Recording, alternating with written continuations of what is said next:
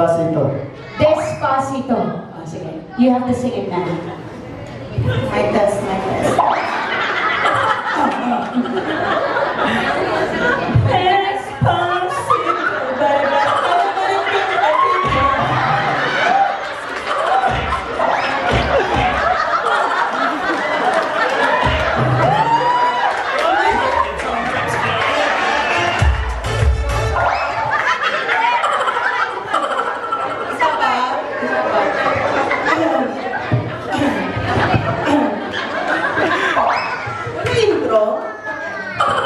Ladies and gentlemen, let's give it up for the young diva from Sultan Kudarat. Despacito, barbarita, pasito, barbarita, Thank you so much. You deserve 2 cards for that.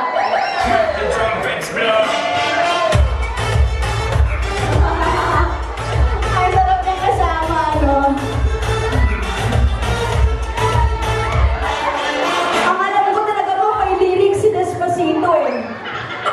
Pero bakit pagdating dito sa isulan, wala na siyang lyrics? Well, thank you so much. This time, dito na tayo. Bring me. Let's do the bring me a picture na kasama nyo ang ating couple. Picture!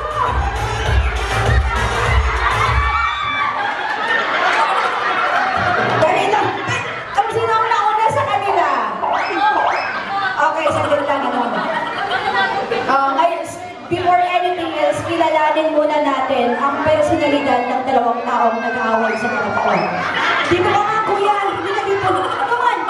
And dito si Madam. Kayo po ay si Ma'am Peter. At kaano-ano niyo po ito? Anak ko! Okay. Ikaw si Benix Crucial. At kaano-ano mo siya? Mama. So, isang mamaligang bata-bata. Kaya naulagin sila doon. Okay. So, anong gusto mong sabihin? Para maibigay na lang yung pagkakataon sa iyo. Anong gusto mong sabihin kay mama mo? Mama? Ako na lang.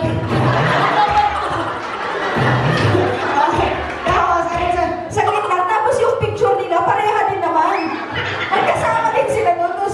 Okay, anong gusto mong sabihin sa anak mo? Sige, sa iyo muna nilagyan. Sa iyo muna lahat ang gumanang yapon. Alright, congratulations!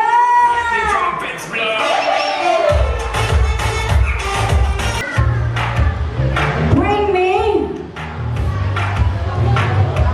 ang isang taong kilala nyo na nandito sa loob na nakapag-move on na sa dating karelasyon. Dalhin dito kung sure na naka-move on na yan sa dati niyang karelasyon. Ayun, we got two. Okay. Sige, pailanta ka na, anay. Pailanta ka doon. Mabili ng miga. Mabili ng miga. Pinatulisan. Naguyod siya. Din siya, din. Din na, din. Ay, may mga ginaugyan. Galing ka mo.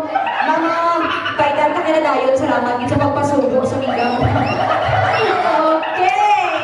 Alright, dito ka. Ma'am, ilang years ka nang nakakapag-move on? Kahapon lang? Kailan lang kayo naghiwalay, ma'am? Isang araw lang. Kaya dito. Kailangan mo ba ng kausap? Ano ka, again? Okay lang ako. Okay ka lang. Kung merong isang bagay na natutunan mo sa dati mong relasyon, ano yon? Kailangan po natin sa maramdamin ang moment na ito. Dahil fresh na fresh pa po ang sugat. Ilang araw pa lang, ibig sabihin sa gabi ito, tinitingnan niya, inire-restrict niya, maya iba-block niya, unblock niya na naman. Nandun pa siya sa moment na yon. Ano ang iyong natutunan sa pinakahuli mong relasyon? Dapat self-love lang palagi. Kaya pala nakapag-flash-on ka ngayon. Self-love lang parate. And mga ilang, gaano pa ba katagal bago ka ulit papasok sa isang relasyon? Sa tingin mo? Ngayon pa lang ready na ako.